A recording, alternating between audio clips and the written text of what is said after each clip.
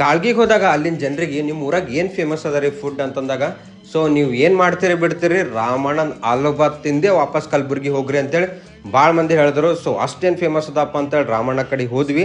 ಇನ್ನೊಂದು ರಾಮಣ್ಣ ಆಲೂಬಾತ್ ಬರೀ ಮಂಡೇ ಅಷ್ಟೇ ಓಪನ್ ಇರ್ತದೆ. ಅದು ಮತ್ತು ನಾವು ಅದೃಷ್ಟಕ್ಕೆ ಮಂಡೇನೇ ಹೋಗಿದ್ವಿ. ಸೊ ಸಂತಿ ಒಳಗೆ ರಾಮಣ್ಣ ಆಲೂಬಾತ್ ಮಾರ್ತಾರ. ಅವ್ರದ್ದೊಂದು ಸಣ್ಣ ಶಾಪ್ ಅದ, ಅದೂ ಒಂದು 30-40 ವರ್ಷ ಹಳಿದ ಅನಿಸ್ತದ. ಪೂರಾ ಸಾಗೋನಿ ಕಟ್ಗಿತದ. ರಾಮಣ್ಣವ್ರ ದುಕಾನ್ ಒಳಗೆ ಹೋಗ್ಬೇಕಂದ್ರೆ ಹರಸಾಹಸ ಮಾಡ್ಬೇಕು ನೋಡ್ರಿ, ಅಷ್ಟು ಜನ ಮುಕ್ರಿ ಇರ್ತಾರ. ಕಲಬುರ್ಗಿ, ಚಿಂಚೋಳಿ, ಚಿತ್ತಾಪುರ, ಟೆಂಗ್ಲಿ ಸುತ್ತಮುತ್ತ ಹಳ್ಳಿದವ್ರು ಸಂತಿಗೆ ಬರ್ತಾರಲ್ಲ ಸುಮಾರು.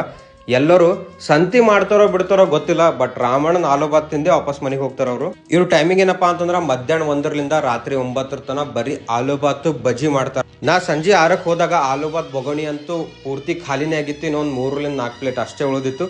ಜನರಂತೂ ಒಳಗಿಂದ ರಾಮಣ್ಣ ಹೋಟೆಲ್ ಹಿಡ್ಕೊಂಡು ರೋಡಿನ ತನ ನಿಂತಿದ್ರು ಕಾಯ್ಕೊಂತ.